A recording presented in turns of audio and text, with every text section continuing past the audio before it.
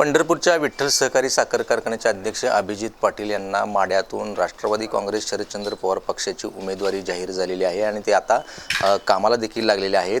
आबासाहेब, राष्ट्रवादी काँग्रेस पक्षाकडून उमेदवारी मिळवण्यासाठी अनेक दिग्गज शरद पवारांच्या दारामध्ये होते, रांगेमध्ये होते, तरी पण पवारसाहेबांनी आपल्यावरती विश्वास दाखवला. खरंच मी माननीय देशाचे नेते शरदचंद्र पवार साहेब असतील, राज्याचे नेते आमचे जयंत पाटील साहेब असतील, सुप्रियाताई सुळे असतील, आपल्या जिल्ह्याची शान व महाराष्ट्राचे माजी उपमुख्यमंत्री मोठे दादा आणि खासदार धैर्यशील मोहिते पाटील साहेब असतील आणि त्या ठिकाणी माझ्यासाठी संजय बाबा कोकाटे असतील, आमचे संजय पाटील घाटणेकर असतील, नितीन बापू कापसे असतील आणि सर्वांनीच त्या ठिकाणी यांच्या सर्वांच्याच ह्याच्यातून मला उमेदवारी मिळाली आणि माझ्यासारख्या सामान्य पोराला, शेतकऱ्याच्या पोराला त्या ठिकाणी ही संधी पक्षाने दिली. त्यामुळं मी पक्षाचे खूप खूप आभार मानतो आणि या पक्षाने दिलेल्या संधीचं सोनं करून उद्याच्या 23 तारखेला त्या ठिकाणी सर्वांच्या आशीर्वादानं आम्हीच गुलाल उधळू. आपले प्रतिस्पर्धी आमदार बबनदादा शिंदे 30 वर्ष या भागाचं प्रतिनिधित्व करतात. आता त्यांनी त्यांचा मुलगा रणजित शिंदे यांना पुढे केलेला आहे, तर त्यांच्याबद्दलचं किंवा त्यांचं एकूण तुम्हाला राजकीय आव्हान काय वाटतं निवडणुकीत? खरं तर दादांनी 30 वर्ष त्या ठिकाणी आमदार म्हणून काम केलं आणि आता त्यांना उमेदवारी मिळवण्यासाठी गेले कित्येक दिवस त्या ठिकाणी हलपाटे मारावे लागले आणि तरी उमेदवारी मिळाली नाही. सामान्य जनतेमध्ये त्या ठिकाणी मनोजदादा जरांगे पाटील यांच्यावरती टीका केल्यानंतर, त्यांच्या मुलांना त्या ठिकाणी समाजाची पैशात किंमत केल्यामुळं त्यांच्याबद्दलची प्रचंड अशी तीव्र नाराजी आणि 30 वर्षाची अँटी इन्कम्बन्सी तयार झाल्यामुळं त्यांनी निवडून येणार नाहीत आणि त्या ठिकाणी त्यांचा पराभव समोर दिसत असल्यामुळं माननीय पवारसाहेबांच्या दारावरती त्या ठिकाणी हलपाटे घातले आणि ह्याच्यावरून त्यांनी आज काय झालं आहे आणि तिथली पहिली लढाई त्या ठिकाणी आम्ही जिंकलो आहे.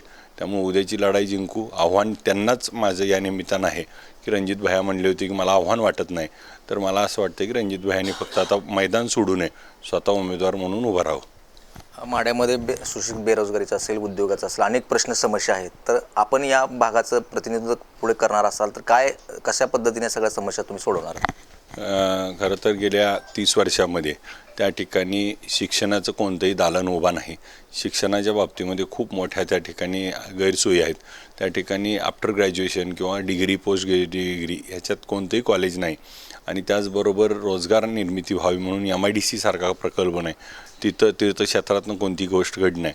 आज माढा मतदारसंघात एकही ठिकाणी छत्रपती शिवाजी महाराजाचा अश्वारूढ पुतळा देखील त्या ठिकाणी स्मारक उभा करता आलं नाही.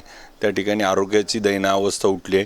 त्या ठिकाणी कुठेही आज आपण बघितलं तर सोनोग्राफी असेल, MRI असेल, CT स्कॅन असेल, डायलिसिस असेल, कार्डिओचं कोणतंही त्या ठिकाणी होत नाही. आरोग्याचा बोजवारा उठला आहे. अख्ख्या मतदारसंघामध्ये कोणत्याही गावाला जावा रस्त्याची दयनीय अवस्था आहे आणि मग त्या ठिकाणी ऊस आणि पाणी ह्याच्या पलीकडे विकास व ऊस नेणं, ऊसाचा दर देणं हा कारखान्याच्या चेअरमनचं काम आहे. परंतु आमदार म्हणून त्या ठिकाणी उद्या काळामध्ये रस्ते क्लीन आणि क्लिअर होतील, तिथं आरोग्याची सेवा होईल, त्या ठिकाणी शिक्षणाची दालनं खुली केली जातील आणि त्याचबरोबर रोजगार निर्मितीसाठी मोठे त्या ठिकाणी गोष्टी आम्ही विजनच्या माध्यमातून मांडल्यात. त्या अजून त्या ठिकाणी प्रकल्प देणे चालू करून येणाऱ्या 5 वर्षात, ह्या 5 वर्षातच ते सगळे प्रकल्प हातात घेऊन पुरे करण्याची आम्ही त्या ठिकाणी मानस करतोय. तुमच्यासोबत आता मोहिते पाटलांची ताकद देखील आता तुमच्यासोबत आहे, तर एकूणच काय विजयाबद्दल तुम्हाला खात्री वाटते? खरं तर हे मोहिते पाटील घराणं हे खूप या जिल्ह्याचं मानसन्मानाचं स्थान आहे आणि श्रद्धेचं स्थान आहे.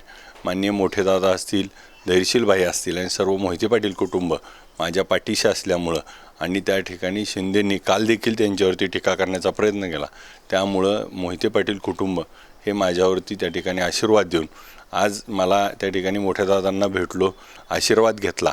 काकींनी मला औषण करून त्या ठिकाणी आज अर्ज भरायला जातोय. आज खूप मोठं घरातून त्यांनी माया आणि प्रेम आणि आशीर्वाद दिला. ह्याच माया आणि प्रेमाच्या आशीर्वादावरती उद्याची निवडणूक देखील मी त्या ठिकाणी जिंकेल आणि मोहिते पाटलांच्या सहकार्यातनं हा विजय डबल होईल अशी मला खात्री वाटते.